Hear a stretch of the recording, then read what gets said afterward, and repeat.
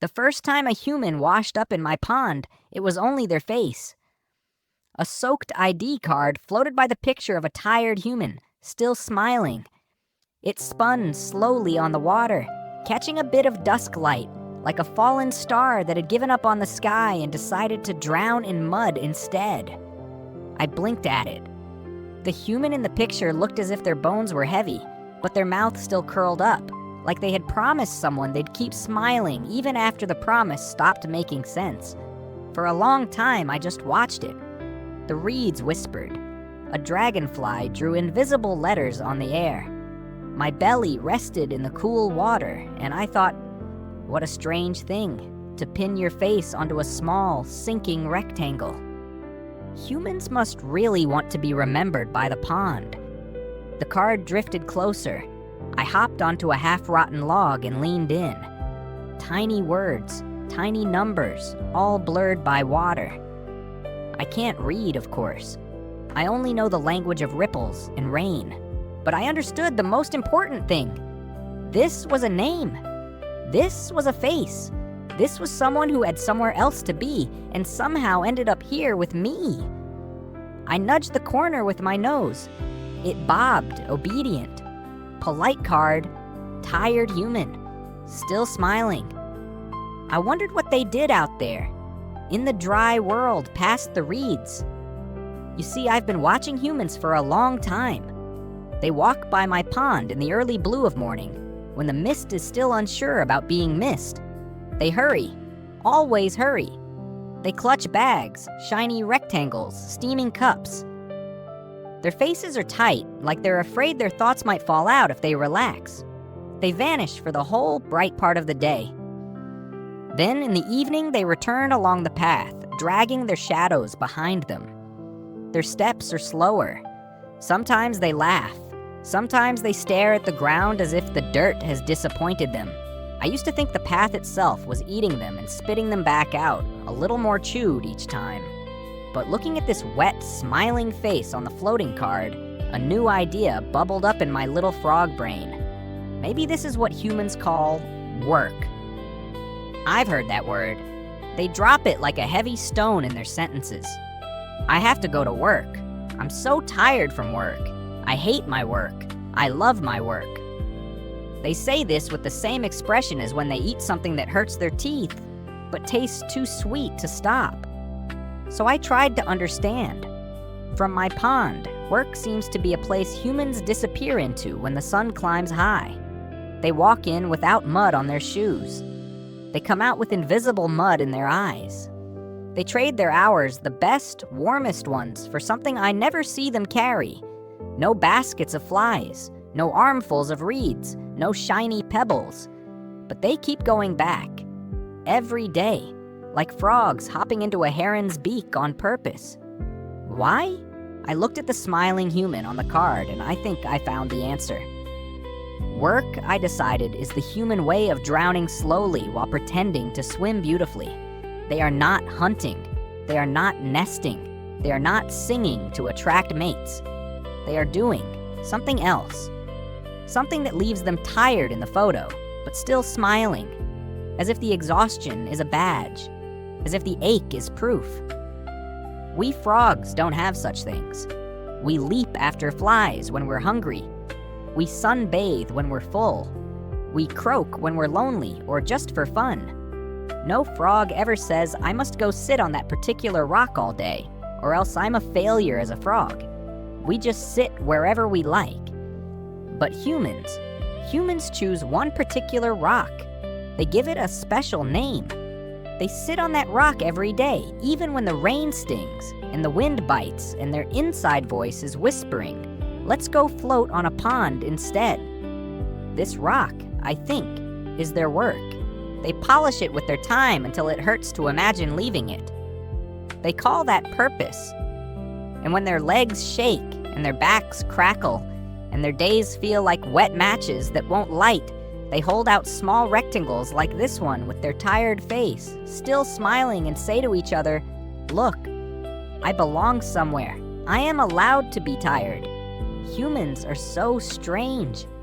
I rested my chin on the log and watched the card circle slowly. A beetle crawled onto the human's printed forehead, paused, and then sailed off again. I thought of the man who often sits by the pond at sunset, taking off his shoes and letting his feet argue with the mud. He once held a glowing rectangle and said to another human, "If I stop working, what am I?" The question floated back to me that night in the mist. What am I if I stop doing the thing that drains me? I tried to imagine telling the other frogs, "If I stop catching flies, what am I?" They would blink and say, "Hungry." Then they would offer me a fly. Very simple. But humans don't seem to know that answer. They're afraid of stopping, afraid of who they might be when there is no schedule chewing on their hours. So I came to a conclusion. Work, for humans, is not about doing. It is about being allowed to exist. They drag themselves along the path, day after day, to prove to some invisible judge that they are worth the air they breathe. Every morning they submit their bodies to the great dry places, and every evening they collect a handful of invisible permission to keep living. They call it a salary, or a role, or a career. I call it a ritual of exhaustion. And yet, the face on this card is smiling. Why? Perhaps humans secretly love the mud they complain about. They curse their days, but when someone offers them a pond of endless rest, they hesitate. What if their tiredness is the only thing that tells them they have given themselves to something? I stared at that smile until the fireflies came out. What if I am wrong?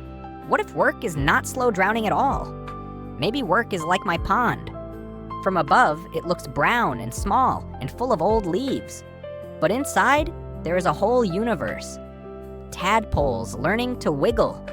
Plants practicing how to breathe. Tiny lives intertwined like roots. Maybe humans go to their big stone places, sit under their humming lights, and there, among the boredom and the buzzing, they find other humans. They trade jokes. They share quiet sighs. They pass each other bits of courage, hidden in paper cups or in tired smiles and hallway reflections. Maybe the real work is not the tasks, but the invisible threads they weave between each other while pretending to care about tasks. Maybe that's why they're so afraid to stop. Not because they'll be hungry, but because they'll miss the shared drowning. I croaked softly at my own thought and laughed. Imagine that a frog, understanding humans. Then I noticed my reflection next to the human's printed face. He was tired. I was muddy. He was smiling. I was too. What if I'm no different? I have my own work, don't I? I sit on this log every evening, watching the same patch of sky. I judge whether the pond has changed enough to call it a new day. I talk to the moon as if she's listening. I collect stories of passing leaves and lost feathers and soaked human faces, and I tell them to no one, except you. If I stopped doing this, would I still be me? A heron could snatch me tomorrow, and all my careful thinking would sink into the mud, just like this card will. The pond won't remember my great theories about humans and their exhaustion. And yet, I still croak. I still watch. I still turn each little event into a question. Maybe that is my meaning of work. Not catching flies, not surviving, but paying attention long enough that the world feels a little less random, even if my explanations are completely wrong. The card touched the edge of the reeds and began to sink, slowly, as if bowing out of the conversation. The human smile blurred, then vanished. The pond swallowed their official face without ceremony. The surface closed. Only ripples remained, circling wider and softer, until even they forgot what they were moving for. Above, the moon climbed up and sat on the tip of the night like a quiet thought. The wind settled. The crickets started their tiny orchestra. I let the silence fill me like cool water. Humans, I decided, work to feel real, to draw a shape around their days and say, this is who I am, see? I do this. Sometimes it hurts them. Sometimes it holds them. Often it does both. We frogs, we just are. You humans, you must constantly prove that you are. Maybe one day, one of you will walk past this pond with no hurry in your step and no heavy rock calling you back. Maybe you'll sit in the mud and let your hands forget their tasks. Maybe then you'll realize the meaning of work is not out there, in the hard, bright places. It's here, in how your heart moves when nobody is counting. The pond is still now. My reflection is just a dark shape under the moon. Somewhere beneath, a small plastic card is becoming part of the silt, its tired smile dissolving into anonymous soil. I breathe.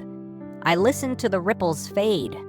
The night folds itself around the water like a gentle, damp blanket. If you hear me croak again, it means I've found another story.